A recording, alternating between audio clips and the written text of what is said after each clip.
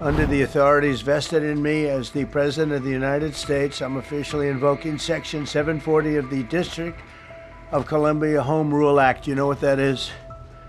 And placing the D.C. Metropolitan Police Department under direct federal control, and you'll be meeting the people that will be directly involved with that.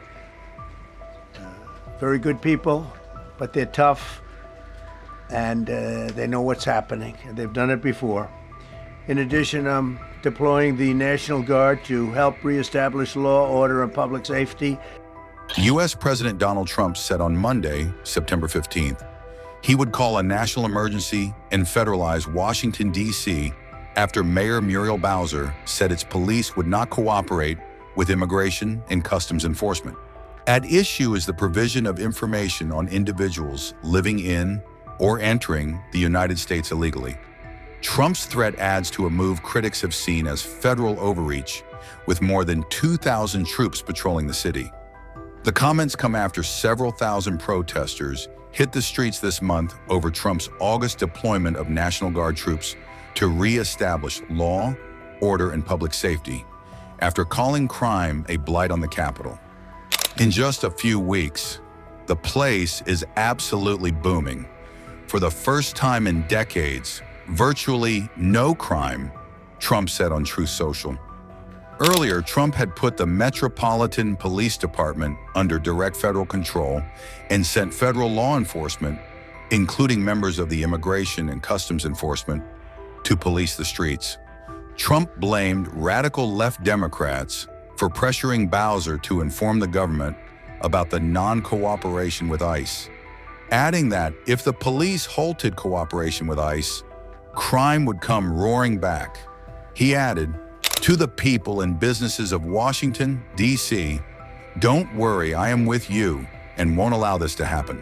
I'll call a national emergency and federalize if necessary."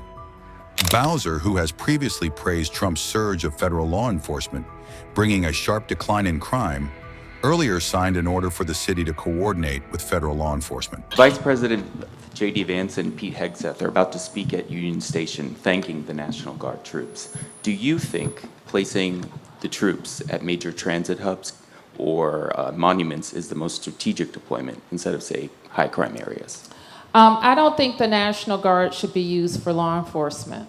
And I think calling men and women from their homes and their jobs and their families, they have to be used on their, on mission-specific items that benefit the nation. I don't think you have an armed militia in the nation's capital.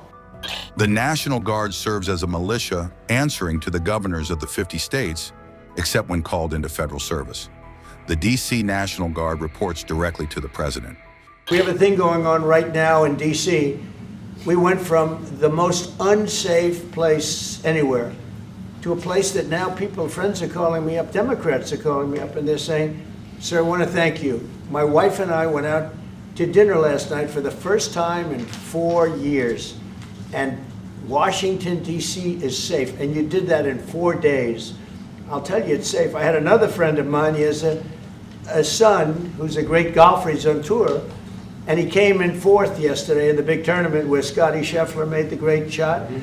And he said his son is going to dinner in Washington, D.C. tonight. I said, "Would you have allowed that to happen a year ago?" He said, "No way, no way." He said, "What you've done is incredible."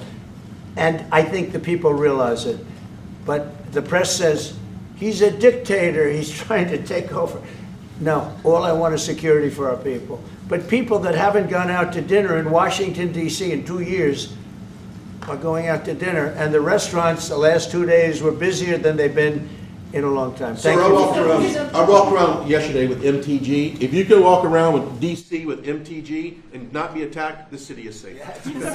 I'm announcing a historic action to rescue our nation's capital from crime, bloodshed, bedlam, and squalor, and worse. This is Liberation Day in D.C., and we're going to take our capital back. We're taking it back. Under the authorities vested in me as the President of the United States, I'm officially invoking Section 740 of the District of Columbia Home Rule Act. You know what that is?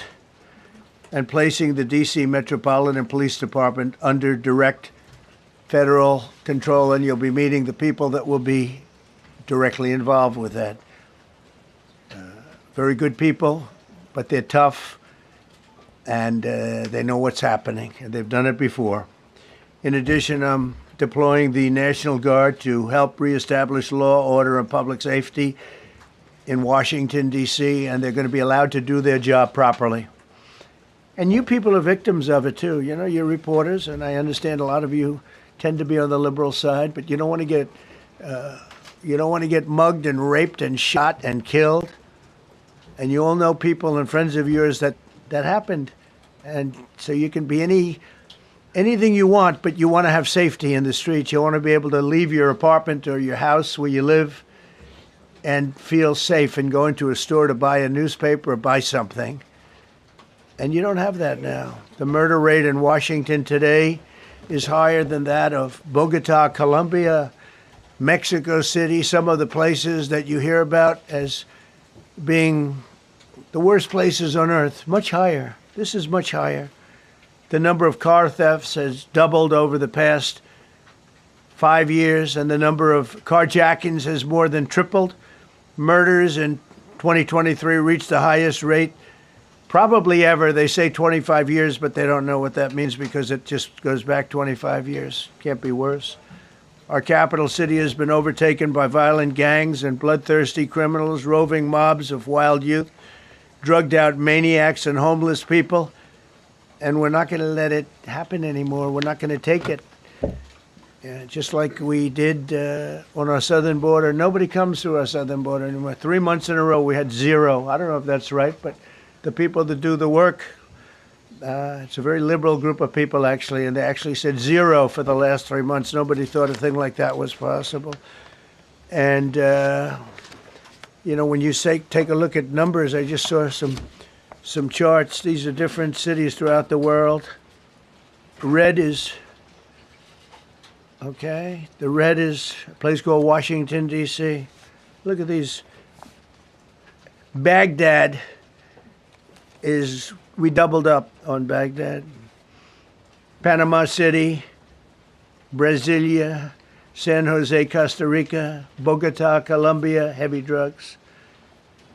Mexico City, I mentioned, Lima, Peru, all double and triple what they are. So do you want to live in places like that? I don't think so. I don't think so. And I think the people in this room, if you wrote correctly, you'd see, look at the kind of numbers we have.